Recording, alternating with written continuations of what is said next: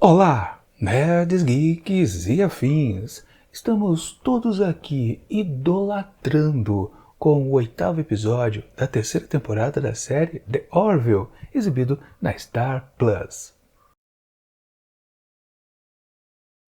Pois bem, pessoal, sim, já estamos no antepenúltimo episódio aqui dessa terceira temporada, já no ritmo de saideira. E vem aquela sensação, né, de caramba, já tá acabando, podia continuar um pouquinho mais, né? Já perdemos um episódio nessa temporada, porque a pandemia não deixou ser produzida, aquela coisa toda, e não há confirmação até agora de que existirá uma temporada seguinte. Pois é, nas outras temporadas, quer dizer, sempre teve a dúvida também, né? É uma série que até meio que se valendo, né, se baseando, se inspirando na série original, Star Trek, né, a cada nova temporada sempre existe a possibilidade de a série não vingar mais uma vez no ano seguinte. Pois é a mesma coisa então com The Orville, só que ela merece sim, como merecia lá a série clássica. Enfim, e sempre a gente tem aquela sensação, já que está acabando os episódios, né, o que virá agora a seguir? Claro, a gente tem um certo clima aqui, que quando que vai estourar a nova investida dos Kylon, né? Porque é o clima que a gente tem desde a abertura, lá no primeiro episódio. Afinal de contas, né? Temos aquele sonho, pesadelo, né? Onde temos exposto que sim, eles vão, com certeza vão atacar mais uma vez. E basicamente, ao longo dos episódios, a gente teve algumas situações onde a gente percebia que cada vez mais a União Planetária está ficando enfraquecida. Por exemplo, né? Perder os apoios dos Crews. E esse episódio aqui, no fundo, parece que ele tem esse objetivo também, de meio que fomentar um pouquinho mais esta dificuldade que a União Planetária está tendo na guerra com os Kylons. Porque, no fundo, é isso que acontece no momento final aqui desse episódio. Ou seja, na verdade, parece que esse episódio foi construído para justificar uma necessidade. Claro, a gente já sabe, né? Os Moclanos saíram da União Planetária. Ou melhor, foram saídos. Diferente dos Kree que resolveram sair por conta própria. Aqui, os Moclanos foram saídos, né? Vocês não querem mudar, então vocês vão ser do jeito que vocês querem ser, aí no lugarzinho de vocês. Basicamente isso, né? Ou seja, havia uma certa necessidade de enfraquecer bastante a União Planetária e precisava desse momento. Em qual episódio colocar? Pois é, aí se pensou, talvez, estou supondo, né? Sim, a gente precisa contar essa história que eles vão sair da União Planetária. Tá, vamos aproveitar então para fazer uma história de novo, né, com a sociedade, a cultura moclana, o que é sempre interessante. Os melhores episódios aqui, com certeza, da série, estão envolvidos justamente com essa espécie que é completamente problemática, né, muito preconceituosa. Renderam vários e vários episódios interessantes até agora. Pois é. Esse episódio até parece que é interessante, mas ele não é, justamente porque talvez ele esteja amarrado numa certa necessidade de desenvolvimento aqui do arco geral da temporada e também por uma insistência numa certa personagem que está ganhando muita importância, demasiada, que é, claro, a Topa. Pois é. Esse episódio também é muito dedicado a engrandecer a existência dessa personagem. Claro, sempre é interessante a gente ver os personagens de uma série serem desenvolvidos, principalmente aos poucos. Mas um defeito grave que eu aponto aqui nesse episódio é justamente porque ele se vale de Topa. Mas o certo eu acho que seria ser, na verdade, até o título desse episódio, né? Sobre uma outra garota. Pois é, a história não devia estar focado em Topa, mas em uma outra garota moclana. Seria muito mais interessante, ela seria muito mais útil até a própria Topa, porque a Topa iria enxergar o que acontece, né, de você se iludir, né, por um certo ídolo. E é o que acontece também no decorrer do episódio, quando a Ravina, ela, sim, que ela tem, né, Dolly Parton como uma grande ídola, né, ela também percebe que talvez ela pode ser iludida pelo seu próprio ídolo. É o conceito que a gente tem aqui a respeito da história de Topa. Porque vamos combinar, a estrutura aqui desse episódio é completamente simples. Eles vão visitar então lá o planeta Santuário, acaba topando, Topa, né? Topa acaba topando, trocadilho, né? Topa acaba conhecendo aquela que a defendeu, né? Enquanto ela era um bebezinho. Sim, Ela sim admira bastante Ravina, mas isso também não é muito demonstrado, vamos combinar, né? E olha, tempo não faltou, porque simplesmente esse episódio acho que tem 87 minutos. É o maior de todos os episódios até agora, acho que não bate nenhum os próximos dois últimos. Se bem que eles podem ser duplos, justamente por causa da batalha final, enfim. Mas caramba, não faltou tempo de desenvolvimento de todas as nuances possíveis dos personagens, né? Suas situações, suas expectativas para com os outros personagens, né? Os desdobramentos. Faltou bastante isso, com certeza, aqui nesse episódio. É um defeito também aqui desta aventura desta semana.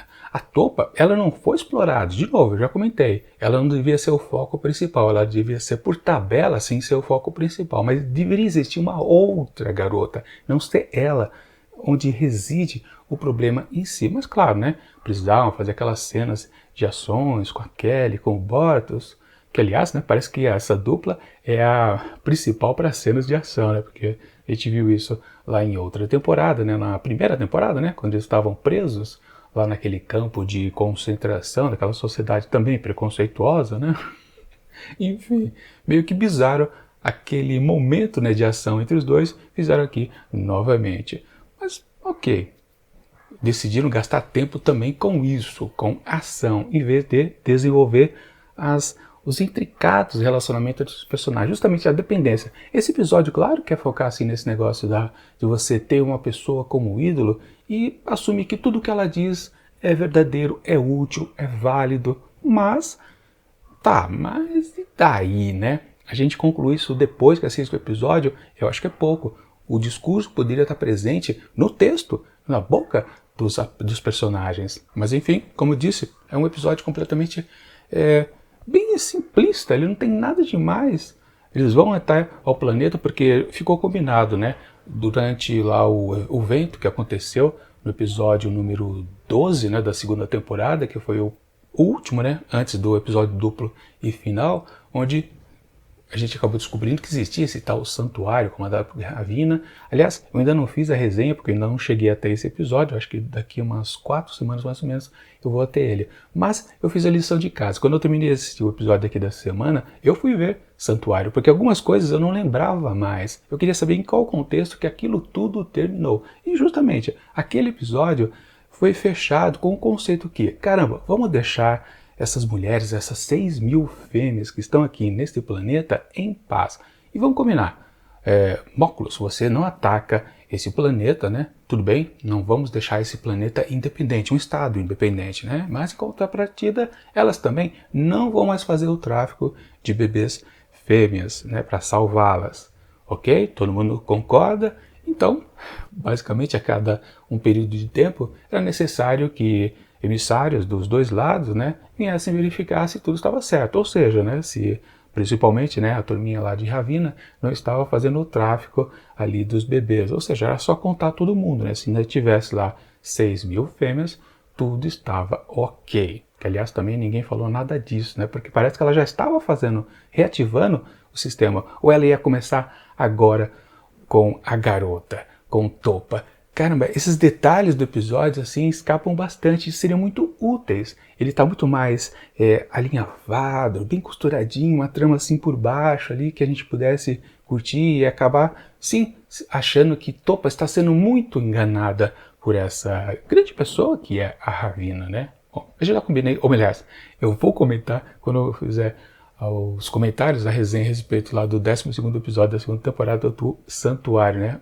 Também tinha algumas incoerências naquele grande episódio também. Ele é um episódio muito interessante. Claro, nenhum deles supera Sobre uma Garota, que foi o primeiro.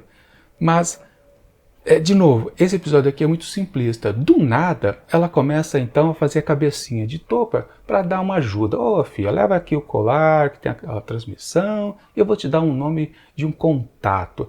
E assim, também, do nada, tirando ali, não se sabe de onde, aqueles emissários ali de Móculos, eles descobriram que a garota sabia as informações que eles tanto precisavam, né? Ou seja, né, qual era o esquema ali do tráfico dos bebês. Então simplesmente eles raptam a garota e levam lá para uma base secreta militar e praticam tortura com ela, mas caramba, como que eles descobriram que justamente a garota sabia as informações certas?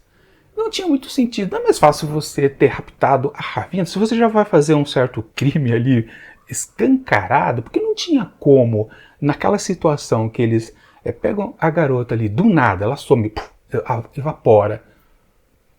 Como é que aquilo não ia resultar numa situação conflituosa para depois? Eles já estavam quebrando as regras. Outro detalhe, que é um grande defeito, na verdade, do episódio, né? Não caracterizar que aquele grupo ali de moclanos que foram para aquela base secreta estavam agindo por conta própria, ou seja, eles estavam se excedendo a umas regras impostas ali pelas diretrizes de Móculos. Precisava ter alguma coisa que falasse, não, os caras fizeram sem nosso consentimento, nós continuamos, né, cabeças erradas, mas a gente não queria isso também, a gente até concordava que ficasse aquele planetinho lá das fêmeas, né? Faltou isso, faltou esse tempero, essa contradição, mas faltou muito, porque não tem sentido eles terem raptado justamente a garota. O certo seria raptar a Ravenna, ou qualquer outra que tivesse por ali. Porque o que eles descobriram? Eles ficavam lá na moita, então, enquanto estava tendo aquele almoço ali, onde estava o Bortus e a Kelly. Topa saiu, né, para ficar vendo lá os pirampos coloridos. Depois disso, aliás, antes disso, né, quando Topa estava conversando com a Ravina, os tais outros moclanos, que eram os emissários ali, eles estavam ouvindo a conversa das duas e sabiam exatamente, não, olha só, ela está passando lá o colar, que é o comunicador, e peraí, eu acho que ela disse o nome na orelha dela, que tem o nome lá do contato, pois é, vamos, né, parar com tudo, vamos raptá-la então, é isso, boa ideia, chefe, vamos, lacaios.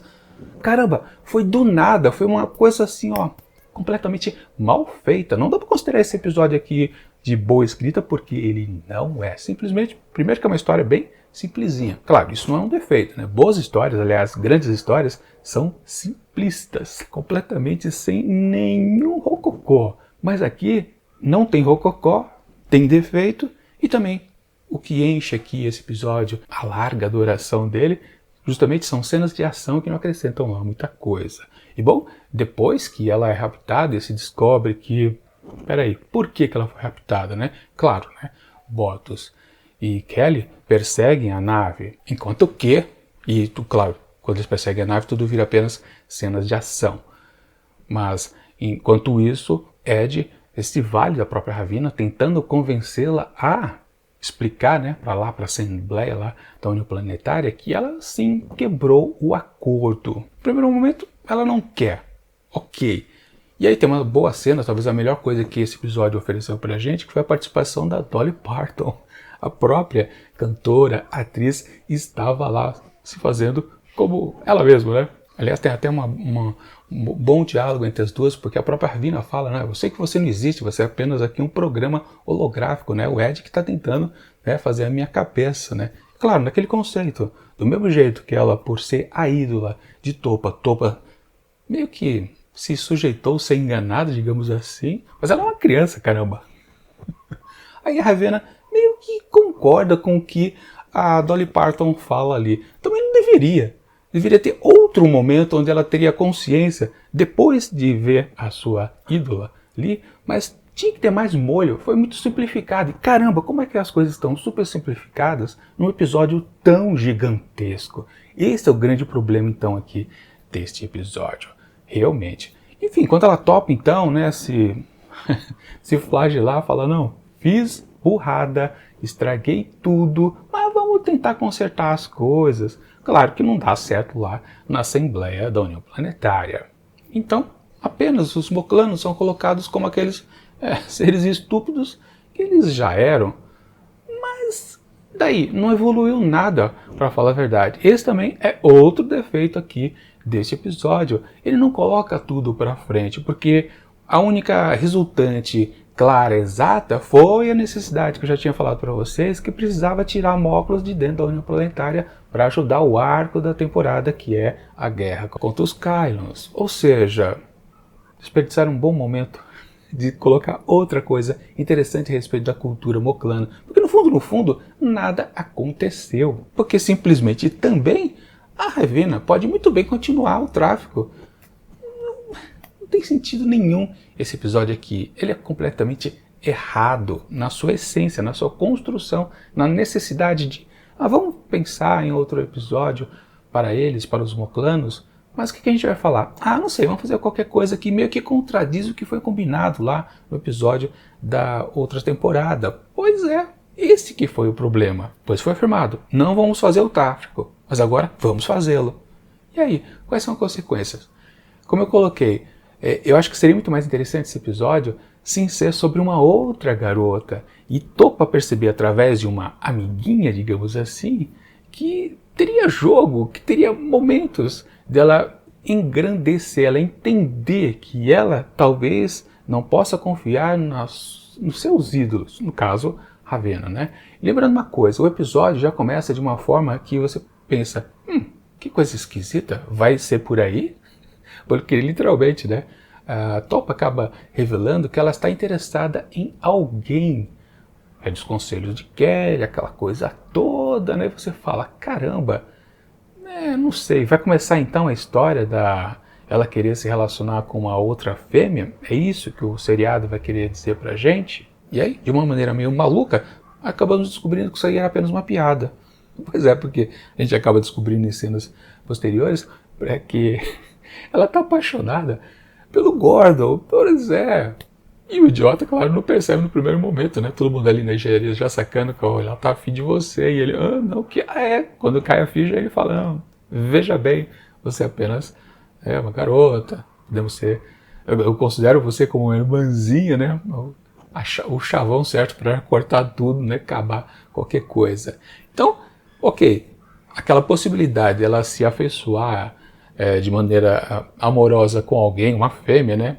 Na verdade não era um macho, mas mesmo assim, né? Quando ela fosse para o santuário, podia ela ter a continuidade disso, ou seja, aí sim ela, bom, só tem fêmea lá, né? No santuário, né? Ela se interessasse, não necessariamente de uma maneira amorosa, mas pelo menos tivesse uma afeição. Lembram que lá no episódio do santuário, uma garota também ficou em destaque, né? Bortos a protegeu. Eles podiam ter aproveitado aquela personagem que não tinha nome, né?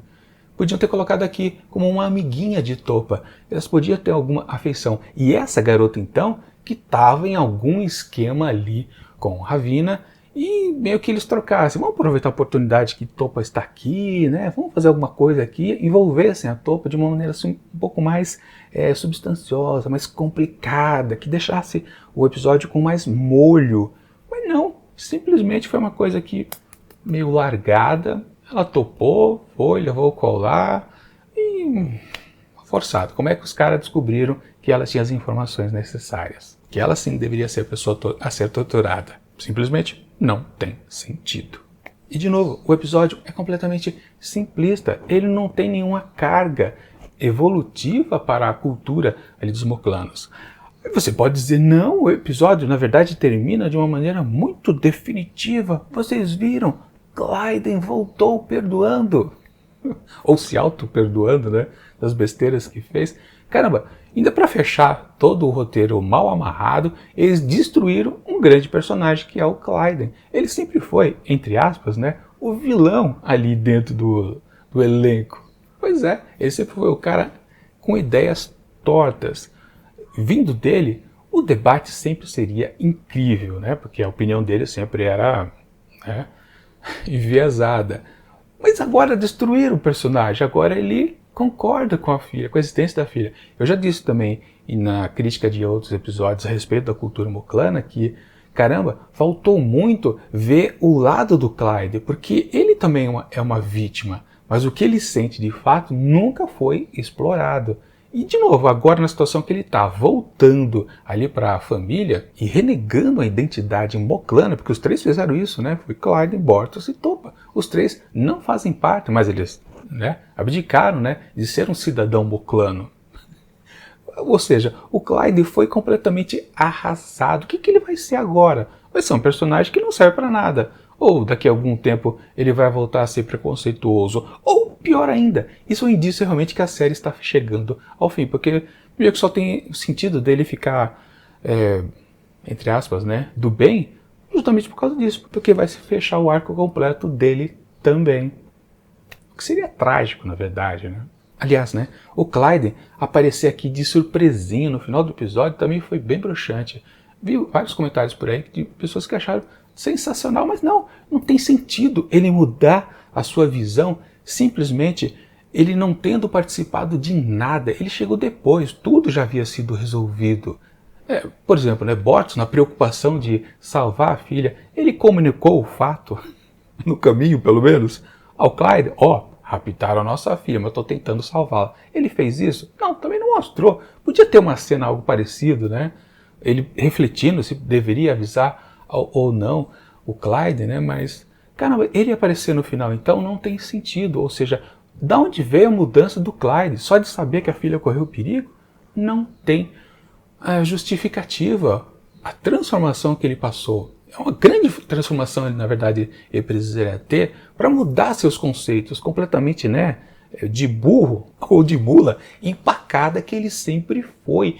Ele tinha que ter um grande trauma até para mudar assim radicalmente, porque é o tipo de pessoa que não muda. Como é que ele muda simplesmente entrando em cena? Muda aí, filha, agora eu te aceito, chamando de filha, inclusive. De fato, um horror esse roteiro. Não dá para dizer que isso aqui é bom, mas não mesmo. É o tipo de roteiro que é entuchada a história. Se você, naquele esquema que eu sempre digo, que é construído de um jeito que você fala, caramba, que coisa maravilhosa que a gente acabou de assistir. Só que tem um detalhe, não é. Aparenta ser, mas não é. Justamente porque é um episódio que vendem ideias. O exagero em cima de Topa, naquela necessidade que a série tem de valorizar as figuras femininas. Isso aqui é muito evidente nesse episódio. E claro, acabaram estragando dois personagens. Estragou Topa de início, né? Porque Topa não foi desenvolvida. E Clyde, caramba, foi aniquilado por completo. Tudo isso para justificar a necessidade de que o Móculos, o planeta, deveria sair da União Planetária para dar algum prejuízo para a União, porque simplesmente eles são os maiores fornecedores de armas. Pois é, o maior poderio bélico foi perdido aqui também. Que beleza, né? Enfim, eu não gostei.